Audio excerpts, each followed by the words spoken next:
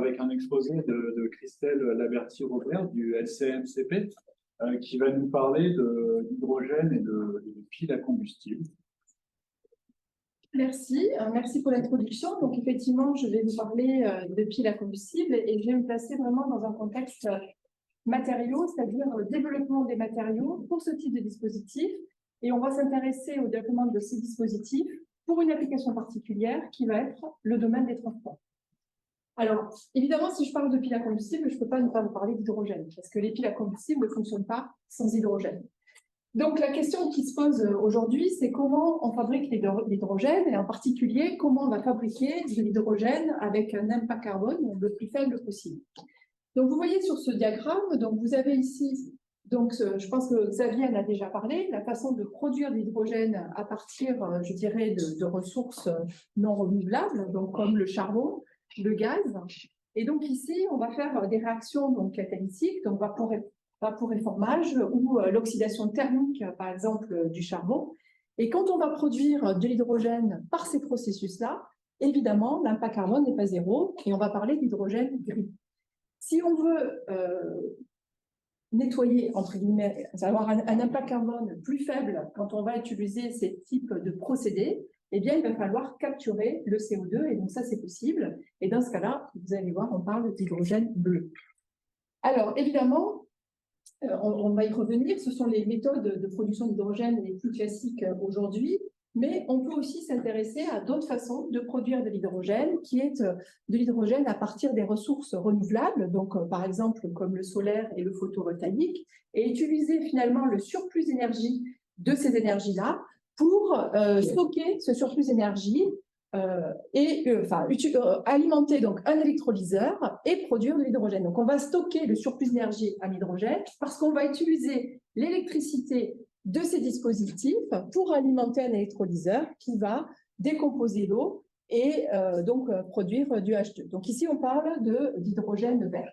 Alors, on pourrait très bien coupler ces électrolyseurs avec des centrales nucléaires, c'est ce qu'on fait en France, et dans ce cas-là, on va parler d'hydrogène rouge ou rose, ça va dépendre des pays de la communauté européenne. Alors, donc on a fabriqué cet hydrogène et donc à partir de là, il va falloir le convertir. Et pour le convertir, on va utiliser donc ces dispositifs électrochimiques qui sont donc les piles à combustible. Et on aura, je dirais, deux grandes familles. Les piles à combustible qui fonctionnent à haute température, qui sont dédiées ici plutôt à des applications pour le domaine du stationnaire.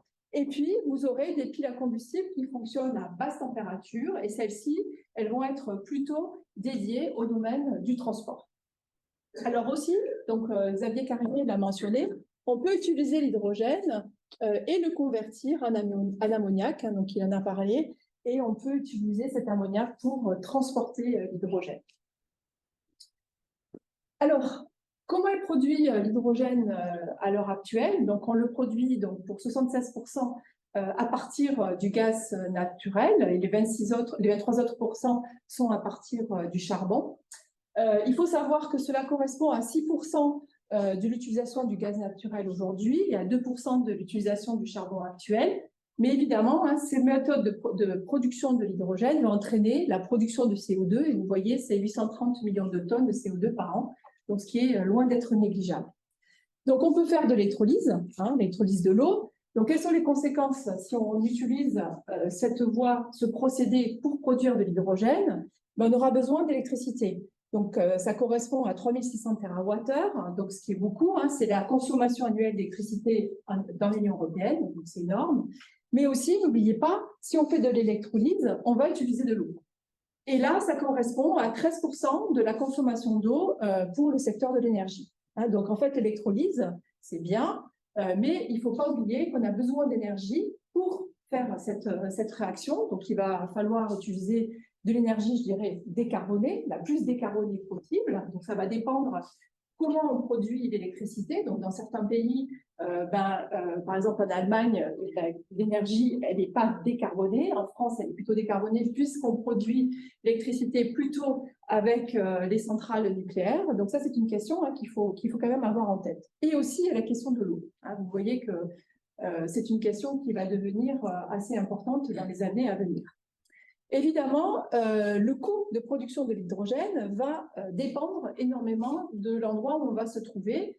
Et ça va dépendre donc du prix des énergies fossiles, ça va dépendre de comment on va produire l'électricité, ça va dépendre de l'impact carbone.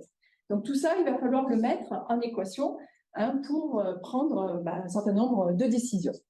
On peut évidemment convertir l'hydrogène dans d'autres systèmes, donc par exemple comme l'ammoniac. Ce sont des méthodes de conversion ou de stockage de l'hydrogène qui peuvent être intéressants, mais là encore, il va falloir voir en termes d'économie, en termes de point de vue économique, si c'est intéressant ou pas, comparé aux autres procédés. Alors, les piles à combustible, c'est un dispositif qui est connu depuis très longtemps. Donc ici, vous avez une frise chronologique. Donc la première personne qui a vraiment démontré, je dirais, ce que c'est que le principe d'une pile à combustible, c'est Humphrey Davy, dans les années 1800.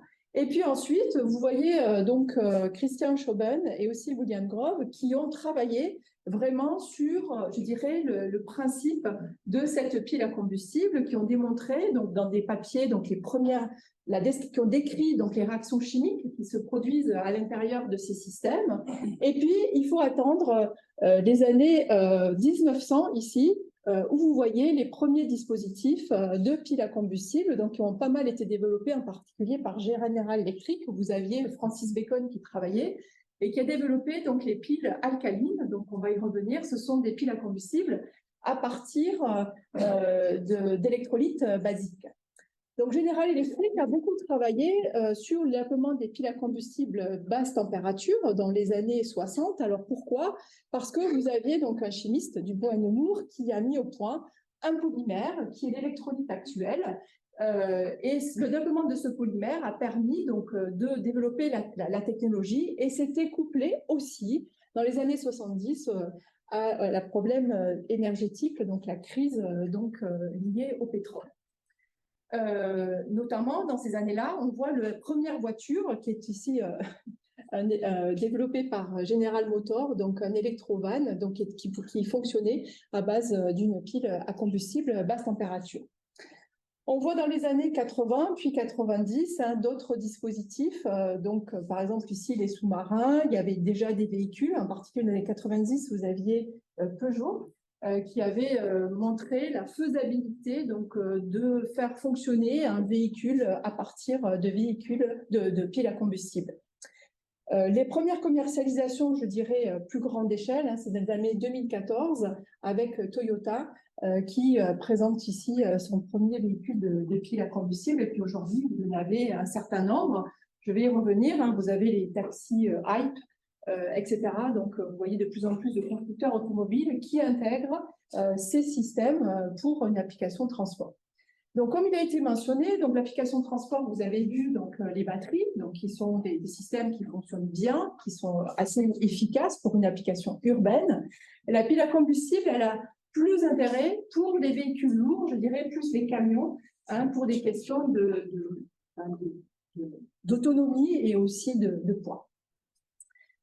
Donc là, ici, c'est un peu plus anecdotique. Je vous montre donc un vélo qui est alimenté par une pile à combustible. Il y a une petite start-up dans le sud-ouest de la France qui s'intéresse donc à intégrer des piles à combustible pour une application vélo.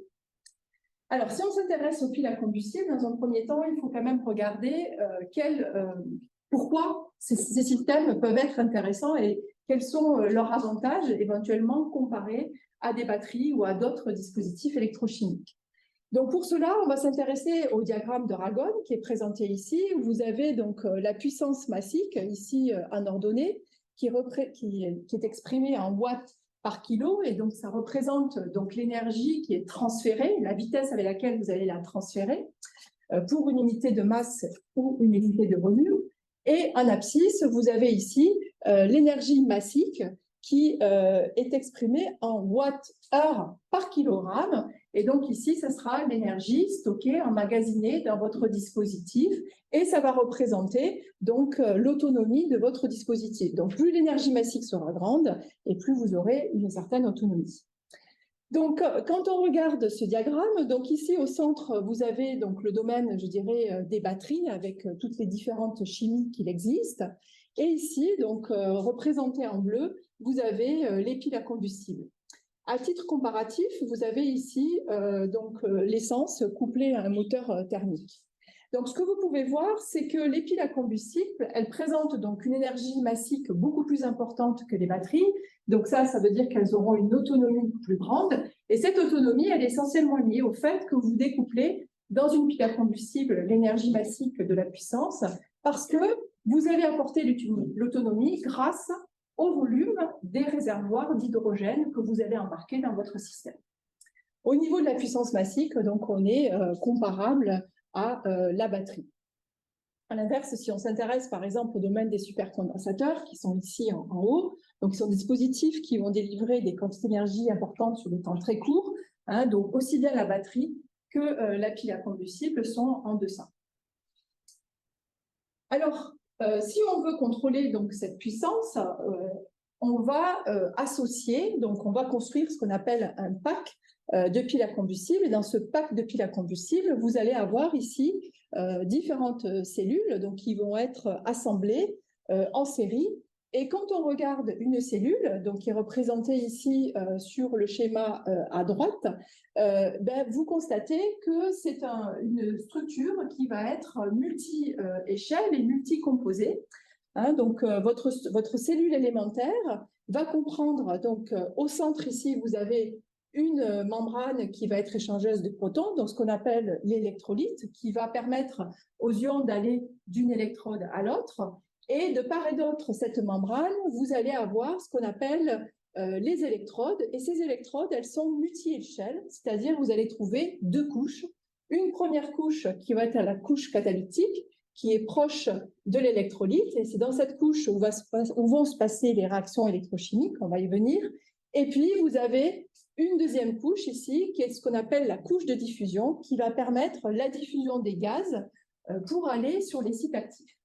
Alors, qu'est-ce qui se passe quand on fait fonctionner une pile à combustible? Eh bien, à la cathode, vous allez avoir une réaction donc, de réduction de l'oxygène, et à l'anode, vous allez avoir une réaction d'oxydation de l'hydrogène.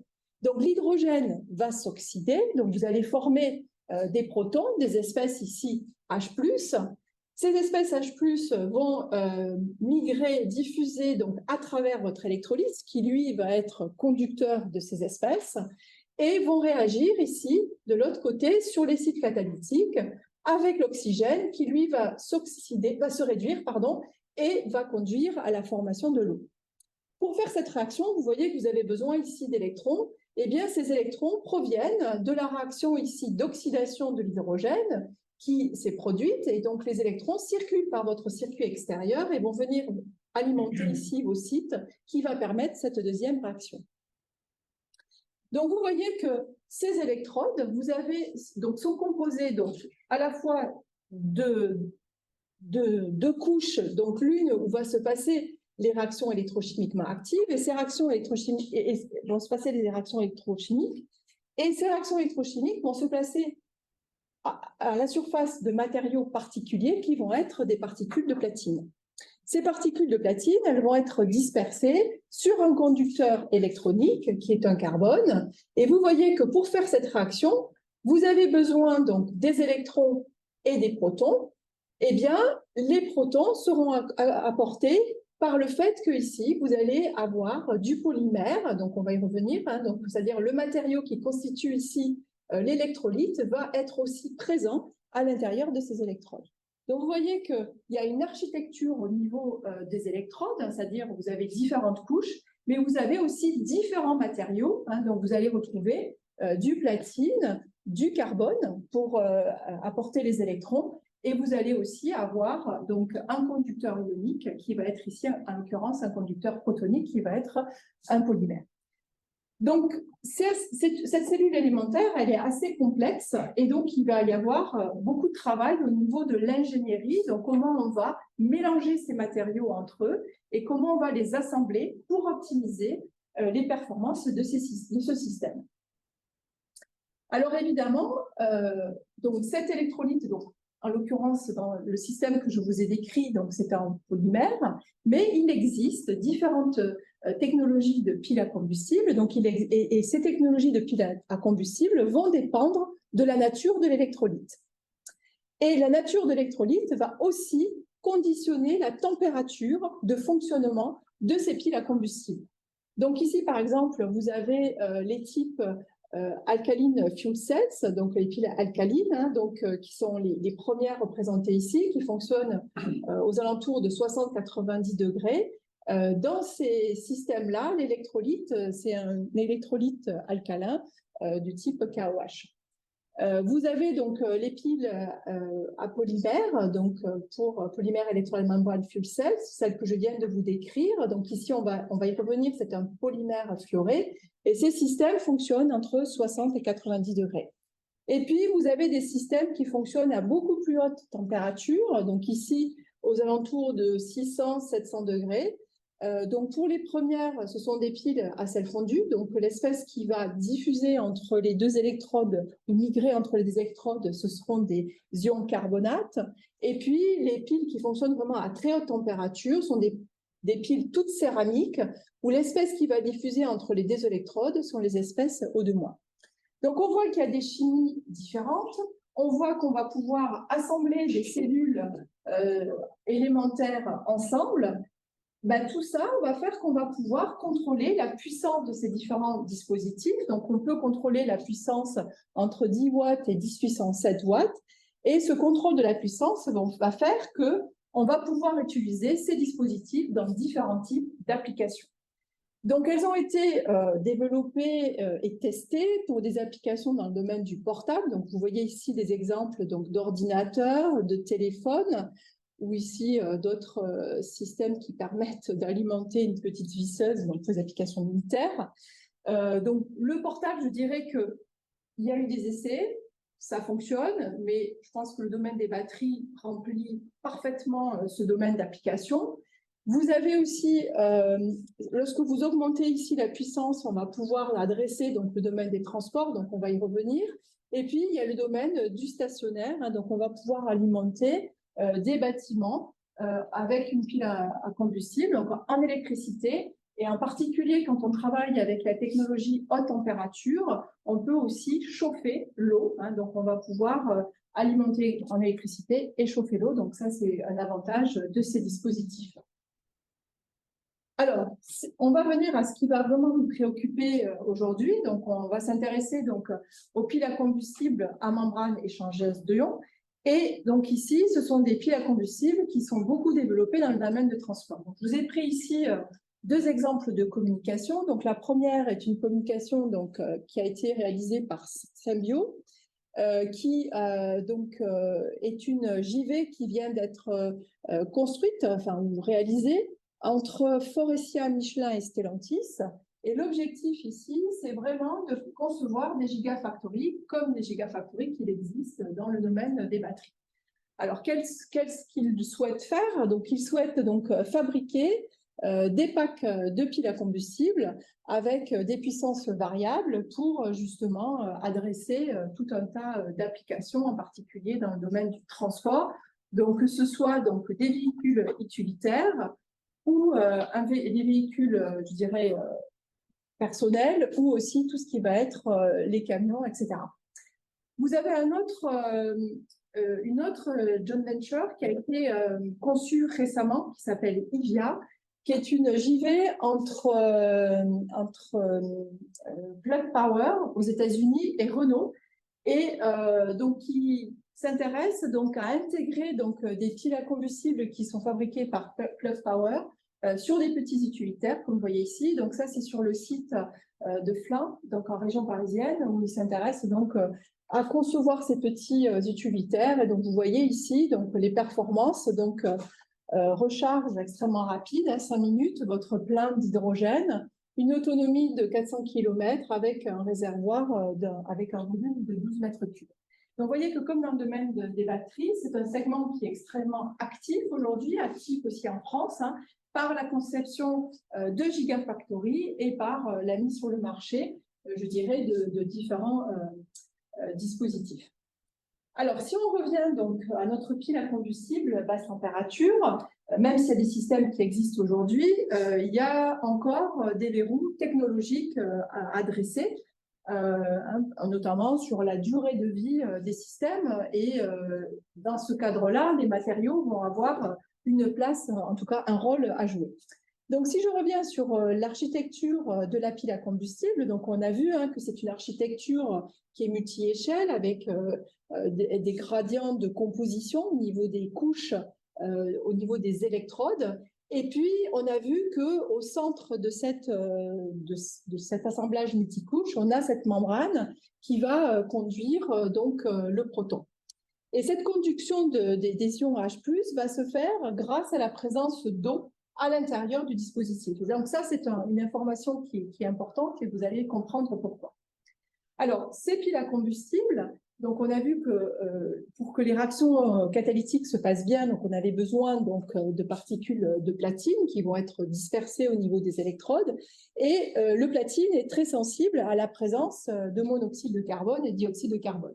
Donc le monoxyde et dioxyde de carbone a tendance à s'absorber. Et cette absorption, elle va se faire notamment en fonction de la température. Et lorsqu'on va travailler aux alentours de 60-80 degrés, le CO2 reste absorbé, il n'y a pas de désorption. Donc, vous imaginez bien que si vous alimentez votre pile avec de l'hydrogène qui contient du monoxyde et du dioxyde de carbone, eh bien, vous allez bloquer les sites catalytiquement actifs. Faire de l'hydrogène qui contient un peu de CO et de CO2, c'est un coût. Donc là, il y a une balance à trouver. L'autre solution, ça va être d'augmenter la température. Si vous augmentez la température de fonctionnement, vous allez avoir un équilibre absorption-désorption et dans ce cas-là, vous avez de nouveau accès à vos sites catalytiques. Aussi, si on travaille donc aux alentours de 80 degrés, je vous ai dit ce qui était important dans ce dispositif, c'était la présence d'eau dans le dispositif dans son ensemble. Eh bien, il va falloir humidifier les gaz pour ici avoir une conduction du proton qui soit satisfaisante. Et donc, cette humidification des gaz va se faire par l'utilisation d'humidificateurs dans votre système. Et donc, la taille de ces humidificateurs va dépendre de la température à laquelle va fonctionner votre dispositif. Donc, plus vous allez fonctionner haut, et plus la taille sera petite. Et dans ce cas-là, vous aurez une meilleure intégration dans votre véhicule électrique. Donc, en fait, il y a une motivation aujourd'hui à faire fonctionner ces dispositifs à plus haute température pour plusieurs raisons. La première raison, c'est pouvoir utiliser de l'hydrogène qui contienne un petit peu, je dirais, de monoxyde de carbone, et aussi pour diminuer la taille des humidificateurs, notamment côté hydrogène, pour avoir une meilleure intégration dans le dispositif. Cependant, si vous augmentez la température de fonctionnement de ces systèmes, ça va entraîner d'autres problématiques.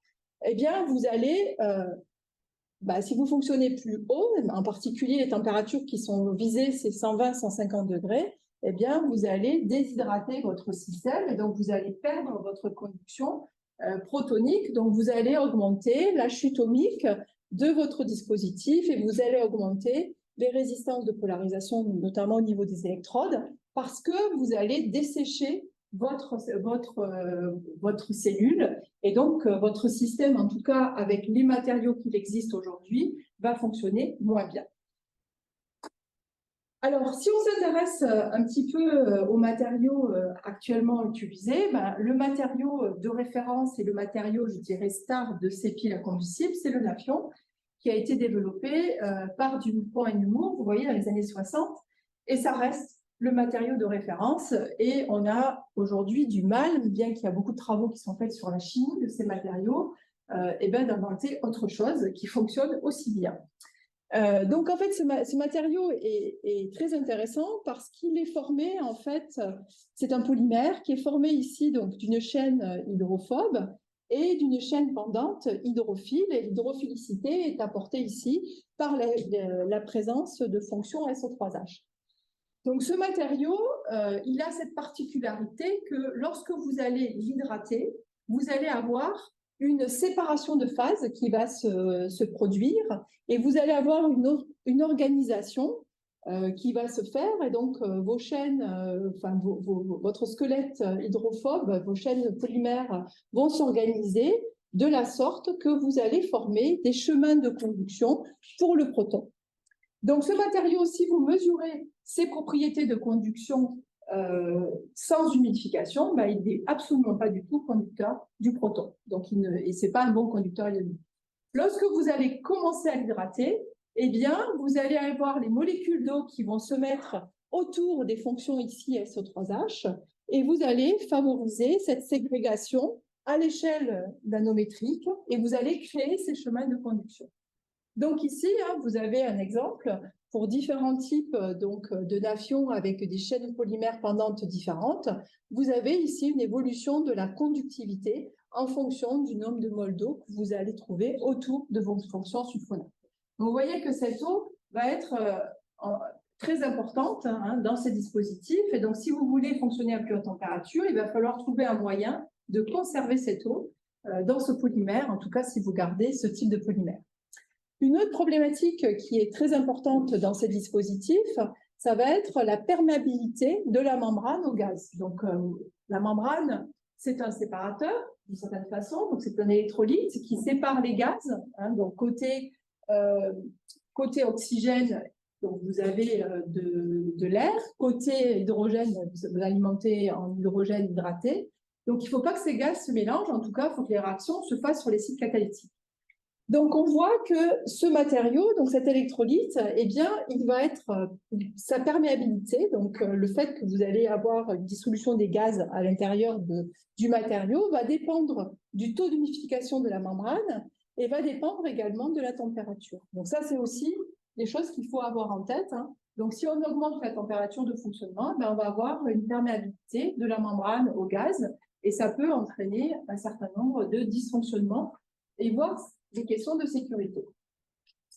Alors, cette eau, donc là, je vous ai mis un exemple qui est très intéressant. Donc, en fait, il y a pas mal d'études qui ont porté sur des mesures in situ de la présence d'eau dans ces dispositifs de piles à combustible. Et donc, ici, c'est des images obtenues, donc pas des expériences au neutron, où les gens ont regardé la répartition de l'eau lorsqu'on va faire fonctionner une pile à combustible. Et ce que l'on voit, c'est que cette répartition de l'eau, donc ici en bleu, c'est là où vous avez énormément d'eau, ben vous voyez que là vous avez votre cellule de pile à combustible. Donc là, c'est comment vous allez alimenter en fait vos gaz à la surface de vos électrodes. Donc ici, c'est l'entrée en hydrogène, ici, c'est la sortie. Et donc, on voit qu'il y a une disparité ici, donc l'eau n'est pas répartie de façon uniforme. Et ça va entraîner des contraintes au niveau du fonctionnement de vos matériaux, au niveau des électrodes, mais aussi au niveau de l'électrolyte. Parce que vous allez avoir des zones où la membrane sera plus sèche qu'à d'autres endroits. Et on a vu que la conductivité dépendait de ce taux d'eau. Donc, ça entraîne des contraintes en termes de matériaux, des contraintes au niveau du fonctionnement, des points chauds, qui vont accélérer éventuellement les processus de dégradation.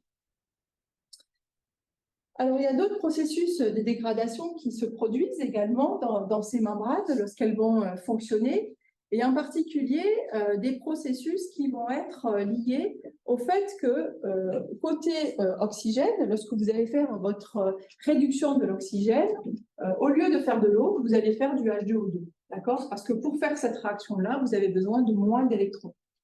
Donc, la présence de H2O2, le fait que vous avez, je vous ai dit, il y a une certaine perméabilité de votre membrane à l'oxygène, eh bien, vous allez avoir des attaques radicalaires qui vont se produire à certains endroits de votre chaîne ici pendante. Et ces attaques radicalaires, donc vous avez ici des dissociations éthères et puis vous avez des phénomènes de décomposition qui vont entraîner que vous allez perdre vos fonctions sulfonées donc, au cours du temps. Donc, en fait, elle va se dégrader. Vous allez perdre des fonctions SO3H. Donc, vous allez perdre de la conduction ionique. Donc, ça, il y a énormément de travaux qui ont été réalisés pour comprendre ces processus de dégradation, donc à la fois par RMN, qui ont été couplés à des études de dynamique moléculaire. Et donc, on connaît aujourd'hui relativement bien tous ces processus de dégradation qui sont liés donc à la présence de produits secondaires lorsque vous allez faire fonctionner votre cellule. Alors, macroscopiquement, qu'est-ce qui va se passer lorsque vous allez avoir ces processus de dégradation? Eh bien, vous allez former des trous à la surface de votre membrane. Vous avez un affinement aussi de l'épaisseur de la membrane, et comme votre membrane est coincée entre deux électrodes, eh bien, vous allez avoir progressivement, vos électrodes vont se rapprocher l'une de l'autre jusqu'à avoir éventuellement des courts-circuits. Alors, il y a des solutions pour pallier à ces phénomènes d'attaque radicalaire qui vont consister donc à mettre des agents oxydants qui vont venir capter donc ce H2O2 en particulier. On peut aussi renforcer les membranes en faisant donc des systèmes multicouches, en utilisant d'autres polymères qui sont beaucoup plus stables pour éviter donc cette perte mécanique et pour conserver donc cet effet de séparation entre les deux électrons. Donc ça, ce sont des stratégies qui existent, qui sont développées et qui sont utilisées dans les systèmes actuels, donc de piles à combustible pour l'application dans le domaine du transport. Alors, si on s'intéresse côté électrode, à voir quels sont les processus de dégradation et quelles sont les solutions qui sont proposées. Donc déjà, regardons un petit peu comment est conçue cette électrode. Donc on voit que cette électrode donc, est constituée de particules de platine ici qui sont bien dispersées à la surface donc, de carbone, et ces particules de platine sont recouvertes d'un film mince de Nafion qui, lui, va apporter donc, les protons, en particulier sur les sites catalytiquement actifs. Donc, on voit qu'on a donc ce carbone supporté sur lequel vous avez des particules, donc le polymère. En termes de quantité de platine, on est aujourd'hui à 0,3 mg de platine par centimètre carré. Ça va dépendre des électrodes. On va utiliser beaucoup plus de platine côté oxygène que côté hydrogène, parce que c'est la réaction qui est la plus difficile à faire. Donc, vous avez des surtensions qui sont les plus grandes. Donc, on va mettre plus de platine pour avoir le plus de chances que l'oxygène puisse se réduire. Et je dirais les objectifs actuels, en tout cas les objectifs qui sont fixés par le DOE, c'est de descendre à 0,15 mg de platine par centimètre carré. Donc, les stratégies qui sont aujourd'hui utilisées pour atteindre ces valeurs-là, ça va être de travailler sur la taille des particules de platine, leur dispersion sur les supports carbonés. Donc, on voit que ces électrodes, elles ont donc des surfaces spécifiques qui sont relativement grandes. Elles vont permettre donc le transport de l'oxygène et de l'hydrogène. Donc, ce sont des systèmes qui sont extrêmement poreux. Donc, la porosité va avoir énormément d'importance. Et elles doivent permettre le transport, donc à la fois des électrons et à la fois des protons. Donc, d'où l'existence de tous ces matériaux. Donc, évidemment, donc, ici, on va faire une réaction électrochimique, d'électrocatalyse. Donc, en fait, ce qui va être important, c'est le nombre d'électrons par site et par temps pour avoir une performance optimale. Alors, quand on regarde ce qui se passe quand on fait fonctionner une pile à combustible et qu'on s'intéresse à l'évolution de la structure des électrodes au cours du fonctionnement, d'un point de vue macroscopique, qu'est-ce que l'on observe? On observe, donc ici vous avez différentes images de microscopie. Donc ici vous avez un système complet donc, qui n'a pas fonctionné, et puis ici en fonction des heures de fonctionnement, eh bien, on voit déjà un détachement de l'électrode macroscopiquement, donc, et aussi on voit un phénomène assez particulier qui est que on voit à l'intérieur de la membrane ici la présence de nanoparticules de platine. Donc en fait, il y a une diffusion des nanoparticules de platine dans la membrane. Si on regarde au niveau plutôt à l'échelle microscopique, si on descend au niveau des échelles, et ici, ce sont des images qui ont été obtenues par microscopie électronique à transmission, donc toujours pareil sur une électrode fraîche et une électrode qui a fonctionné. On observe un phénomène de coalescence des particules de platine. D'accord ? Donc, on voit ici que la taille évolue, hein, donc on a une coalescence, un grossissement des particules de platine. Donc ici, c'est représenté également sur ce graphique de manière différente. Hein. Donc ici, vous avez l'évolution de la taille des particules en fonction des heures de fonctionnement. Et ici, vous avez la densité de nanoparticules en fonction du temps d'opération. Et donc, on voit qu'il y a une réorganisation des particules de platine au niveau des électrodes. Et ça va dépendre aussi de la façon dont on va faire fonctionner la pile à combustible, et en particulier, donc ici, vous avez donc, on va fonctionner à un courant donné avec des arrêts et des redémarrages, ce que vous pouvez avoir en particulier dans le domaine du transport, et on voit cette évolution microscopique. Parallèlement à ça, si on regarde plus du point de vue du support carboné, on voit aussi que ce support carboné, il évolue, et en particulier, donc ici, vous avez donc de la spectroscopie Raman. Donc, vous avez donc les bandes de carbone désordonnées et la bande de carbone graphitique, où on voit une évolution de l'intensité de ces bandes en fonction donc du fonctionnement. Donc, il y a une décomposition du carbone. Donc, ici, on voit donc c'est une autre façon de le représenter en fonction des heures de fonctionnement. Donc, le rapport d'intensité entre la bande désordonnée et la bande graphitique, hein, on voit que ce rapport évolue. Donc, votre carbone va évoluer et en fait, il va se décomposer. Et tout ça, hein, toutes ces observations, donc à la fois à l'échelle macroscopique et microscopique, permettent de proposer des mécanismes de dégradation donc au niveau des électrodes.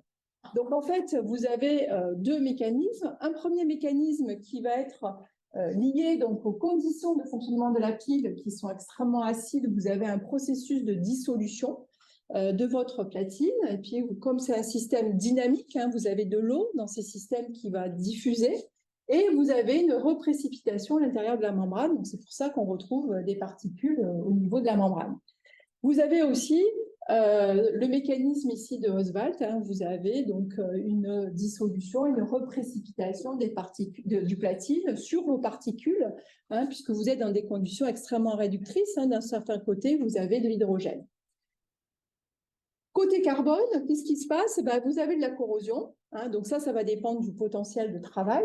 Et donc, vous avez donc une corrosion plus douce, vous avez un phénomène de migration des particules, agglomération, coalescence. Et puis, si vous avez une corrosion sévère, si vous montez à des potentiels relativement élevés, ben là, vous pouvez aller jusqu'à un détachement de vos particules. Et dans ce cas-là, ben, vous allez aussi retrouver vos particules un peu partout. Donc, vous perdez en particules actives pour faire votre action d'électrocatalyse. Et puis aussi, éventuellement, vous pouvez avoir des chemins conducteurs qui se forment à l'intérieur de votre membrane et vous allez avoir un phénomène de court-circuit. Alors, le platine, donc, qui est un élément donc, essentiel des piles à combustible, donc c'est une question, donc il va falloir essayer de le diminuer. Et puis, la question qu'on peut se poser, donc effectivement, ces dispositifs, donc il y a deux matériaux, je dirais, phares, qui vont être le Nafion, où on voit que finalement, c'est un matériau qui a été découvert dans les années 60 et qui reste le matériau de référence, où il est difficile de concevoir d'autres matériaux qui fonctionnent bien. Et le platine, où on va avoir des questions qui vont concerner son accessibilité, son coût, et c'est ce qui va m'intéresser dans la suite de cette présentation. Donc, comme vous le savez tous, donc le platine, on va le retrouver principalement dans certaines zones géographiques, donc en particulier en Afrique du Sud, majoritairement. Et quand on regarde la production de platine, eh bien, c'est aussi, donc on voit l'Afrique du Sud, la Russie, qui sont, je dirais, les principaux producteurs de platine. Donc ça, c'est quand même des questions qu'il faut avoir en tête.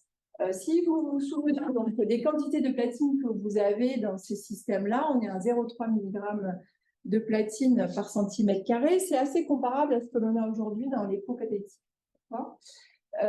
Donc, il faut quand même avoir accès à cette ressource si on veut pouvoir fabriquer ces dispositifs électrochimiques. Vous savez tous que le prix du platine varie, hein, donc il varie assez fortement. Donc ici, vous voyez au cours des années donc, le prix qui va être évidemment dépendant de plein de facteurs, donc géopolitiques en particulier. Et puis aussi, il y a toutes les questions qui vont être comment on extrait le platine et quel va être l'impact lorsqu'on va extraire le platine au niveau de la production de CO2. Donc là, ce sont des études qui ont été réalisées où il y a tout un tas, je dirais, d'approximations, enfin tout un tas d'approximations qui sont faites pour voir finalement quels étaient les éléments de la pile à combustible qui conduisaient à la génération de plus de CO2 avec un certain nombre d'hypothèses, et on voit que le platine, donc la façon dont on va extraire le platine, reste critique, notamment sur la production de CO2, et reste un point important. Les plaques polaires aussi, à cause des métaux de transition qui sont contenus dans ces systèmes. Alors, il y a pas mal de travaux qui s'intéressent à comment on peut recycler le platine présent dans ces couches catalytiques. D'accord ? Et donc là, les gens qui mènent ces différentes études vont s'inspirer beaucoup de ce qui a été fait dans la catalyse automobile, puisque le platine était présent dans les pots catalytiques. Et donc, ils se sont inspirés pas mal des stratégies qui sont menées. Et il y a plusieurs difficultés. Donc, la première difficulté pour recycler le platine dans ces dispositifs, si vous vous souvenez de comment est construite cette pile à combustible, vous avez vu que c'est un système multicouche. Donc, il va falloir dissoudre ces couches pour aller récupérer le platine. Donc, il va y avoir déjà une première étape qui va être donc comment on va pouvoir dissoudre ces couches et pouvoir extraire le platine. Donc, on va avoir des procédés de séparation qui vont être très différents. Donc, on va avoir des procédés de séparation liquide-liquide pour pouvoir récupérer le platine ou des procédés de séparation sur résine. Donc, il y a aussi une voie qui a été envisagée. Et en fait, ce que l'on voit ici, c'est que l'efficacité va dépendre un petit peu des procédés que l'on va mettre en place. Donc, on peut récupérer 85% à 78% de platine en fonction de ces procédés. Donc, ça, c'est intéressant. Mais la question qu'on peut se poser, c'est pourquoi récupère-t-on le platine ? Et donc là, dans ces travaux en particulier, ils se sont intéressés à voir, on va récupérer donc des sels de platine en particulier, et on va essayer de refaire des matériaux à partir de ces sels de platine en fonction de ces deux types de procédés. Et ils ont utilisé ici une voie polyol pour pouvoir refabriquer ces particules de platine.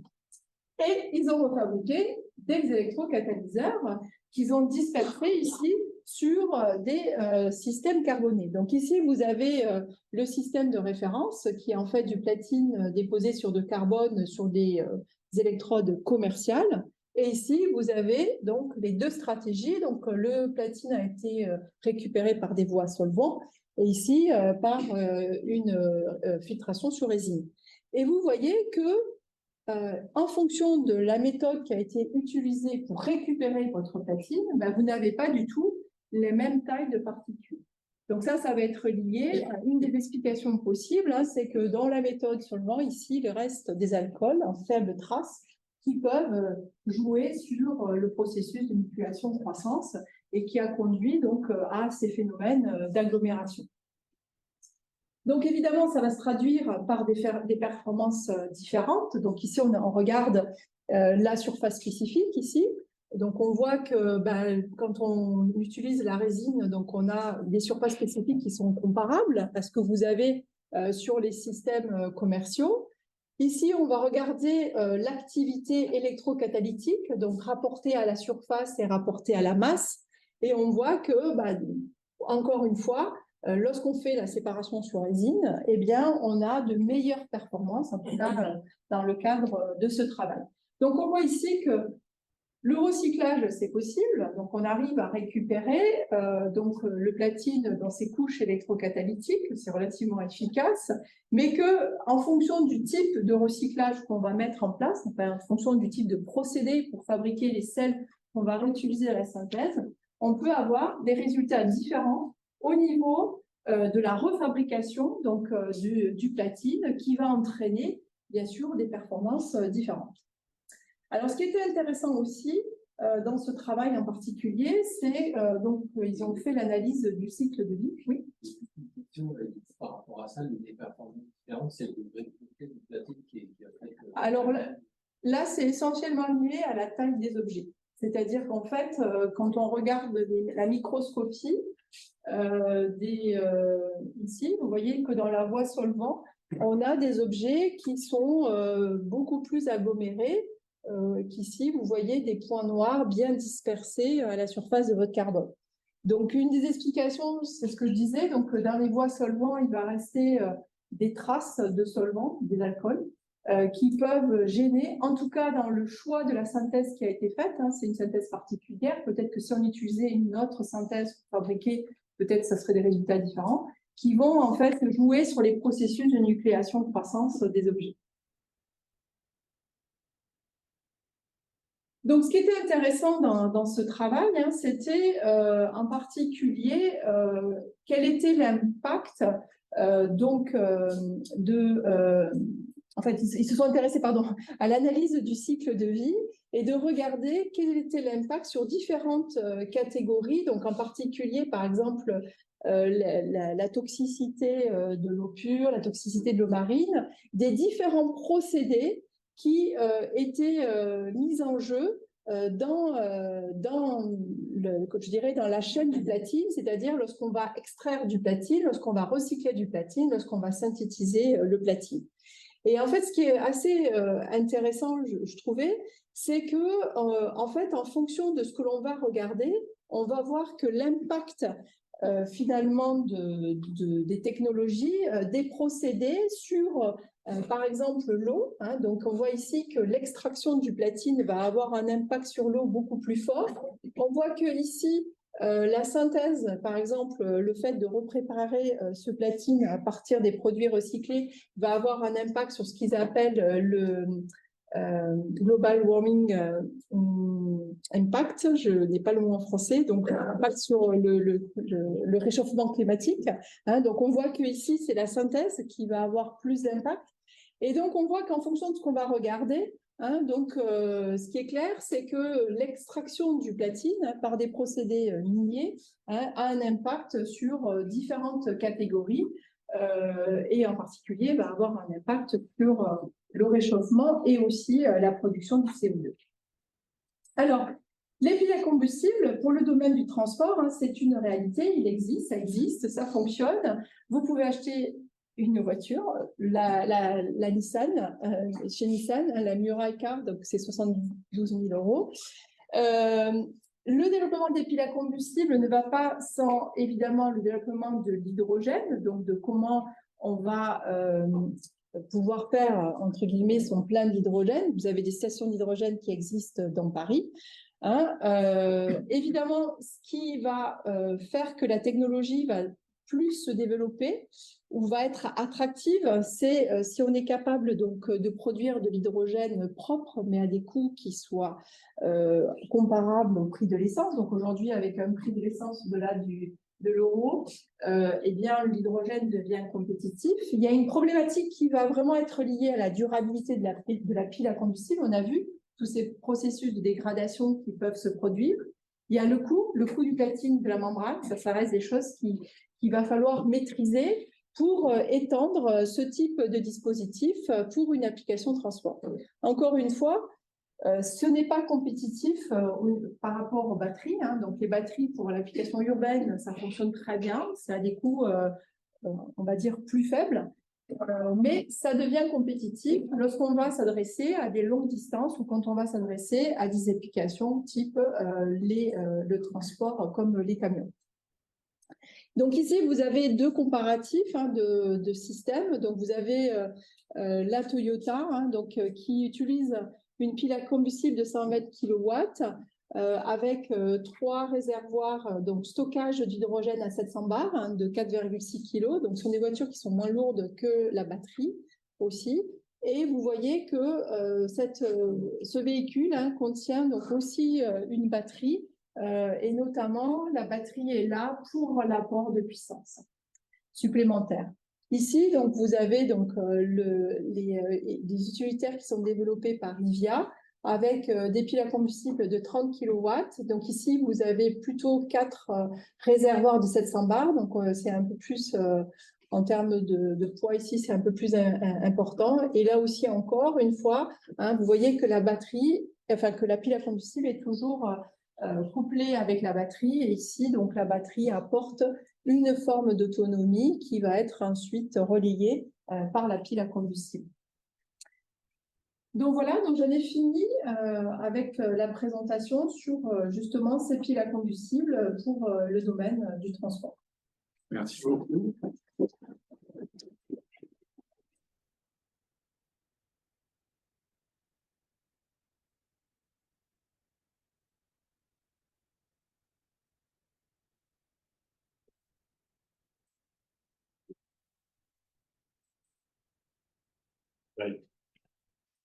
Euh, Tu montes dans une voiture avec 700 barres d'hydrogène. Oui, bah, si tu prends les taxis Hype dans Paris, c'est ce qu'ils ont. Ils ont des réservoirs avec à 700 barres. Très bien. Peut-être pas dans un avion, pas. Non, pour l'avion, alors ceci dit, il y a tout un développement hein, de piles à combustible pour des applications genre la question du stockage d'hydrogène va se poser. Mais il y a toute une réflexion en ce moment. Question sur la durée de vie de ces piles à hydrogène, c'est combien actuellement? Ce qui a été testé pour aujourd'hui, c'est une dizaine d'années en utilisation classique. Je dirais, voilà, de véhicules classiques. Et du coup, il y a aussi un petit peu d'études sur, un peu comme pour la discussion sur les batteries au lithium, de procéder pour ensuite, enfin, plus vertueux, entre guillemets, de réparation, recyclage, etc. C'est-à-dire cette problématique-là. Alors, recyclage, oui. Il y a des boîtes qui s'intéressent à recycler ces systèmes. Alors, aujourd'hui, il n'y a pas un volume. La question du recyclage, c'est aussi une question de volume pour que ça soit intéressant. Donc, il y a des procédés qui ont été mis en place qui montrent qu'on est capable de recycler, donc en particulier le platine. La membrane, c'est plus compliqué. Il n'y a pas de procédé aujourd'hui, à ma connaissance, qui permet de recycler la membrane. Mais voilà, c'est des études de faisabilité, ça a été démontré, mais il n'y a pas de filière parce qu'il n'y a pas non plus suffisamment de volume pour pouvoir traiter ces piles à combustible. Est-ce qu'on peut utiliser un catalyseur que le platine? Sur les piles à combustible, on va utiliser, alors c'est le platine qui reste le matériau de référence. Il y a des études qui sont faites sur des systèmes platine-cobalt, par exemple, qui marchent plutôt bien. Donc, on reste sur des alliages. Mais hormis le platine, à ma connaissance, il n'y a pas d'autre système qui fonctionne aussi bien. J'ai une question sur une voiture à 72 000 €. C'est quoi le prix relatif de la zone fuel cell, vraiment le petit dispositif par action se fait, par rapport à tout le dispositif, stockage, accès, enfin, approvisionnement de l'hydrogène et compagnie? Est-ce que c'est vraiment la fuel cell qui coûte le plus cher ou est-ce que c'est vraiment le dispositif pour traiter le carburant? Je pense que c'est la pile qui coûte cher. Parce que le nafion, en particulier la membrane, ça coûte relativement cher. Je pense que c'est ça. Et puis surtout, c'est que c'est aussi couplé à des batteries. Donc, je pense qu'il y a aussi le prix de la batterie dedans. Et je pense que la pile à combustible reste cher. Mais encore une fois, c'est aussi parce qu'il n'y a pas de la production de masse. Contrairement aux véhicules, enfin aux batteries, où il y a de la production de masse.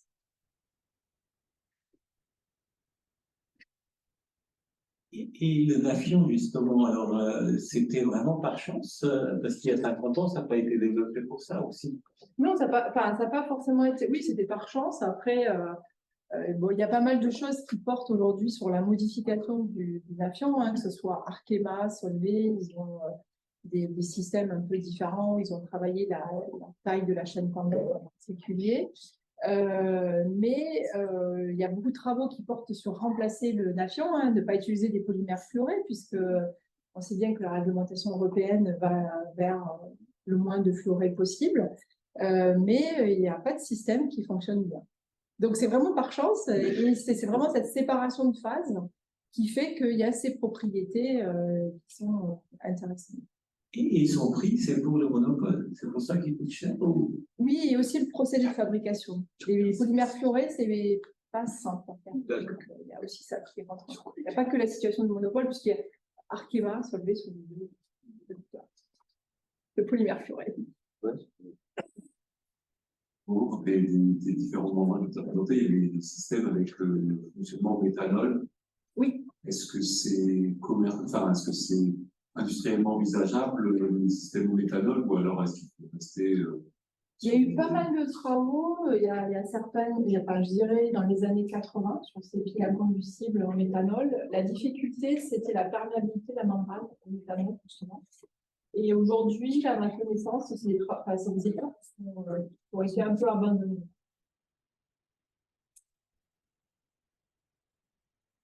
Sur les nanoparticules de platine, on voit que les nanoparticules de platine, il y avait différents indicateurs et que, si j'ai bien suivi, celles qui se recyclaient se comportent plutôt super bien, sauf pour un indicateur qui était ODP. Qu'est-ce que c'est ce... Alors, ODP, c'est la couche d'ozone. Ah. Ça fait pas super. Voilà, en fait, ça, ce sont les indicateurs qui avaient été choisis par cette analyse du cycle de vie. Effectivement, il y avait un impact sur la couche d'ozone, sur le procédé de recyclage. Et puis aussi sur le fonctionnement de la pile, sauf que vous avez dit que le degré de hydratation de la membrane, Oui. c'était quelque chose de crucial pour le transport des protons. Et du coup, comment c'est, sachant qu'il y a de l'eau qui est produite en continu, comment est-ce que c'est régulé? Est-ce que vous pouvez, si c'est Alors, oui. compliqué, dire un petit peu Oui, il y a un système qui permet sachant que c'est d'évacuer. à 80 degrés, c'est ça? Oui, c'est à 80, même on doit fonctionner même plus haut. Des pressions de vapeur. Exactement. Ouais. Donc, il y a un circuit pour évacuer cette eau parce qu'il ne faut pas que. Il y a besoin d'eau, mais il ne faut pas noyer aussi, parce que si vous noyez les électrodes, ça ne marche pas très bien non plus. Donc, il y a un système qui permet d'évacuer l'eau en fonctionnement, donc de la vapeur d'eau. Donc, oui, ça existe, ça fonctionne plutôt bien. Alors, même quand on fait des tests, par exemple, depuis la combustible, vous avez différentes façons de les tester. Et justement, le fait que vous éliminez ou pas l'eau peut avoir de l'incidence sur les performances que vous obtenez. Oui, en fonctionnement réel, c'est éliminé. Et finalement, qu'est-ce qui détermine prioritairement la température de fonctionnement? C'est la réactivité catalytique, c'est la diffusion de la membrane, c'est un mélange de plusieurs facteurs. Alors, il y a la température, il y a la conduction, parce que au niveau de la membrane, c'est un paramètre clé. En tout cas, au départ, elles ont fonctionné vers 60-70 degrés parce que c'était là où le nafion avait des bonnes propriétés de conduction. Et aujourd'hui, on veut faire fonctionner plus haut. J'ai présenté pourquoi. Et c'est là où ça commence à être problématique parce qu'on va se trouver dans des zones où le nafion ne va pas être aussi bon conducteur. Mais c'est beaucoup la membrane qui va guider en fait les choix d'opérationnel, quand même. Parce que c'est elle, si elle ne fonctionne pas très bien, qui va gagner des chutes ohmiques les plus grandes dans votre dispositif électrochimique.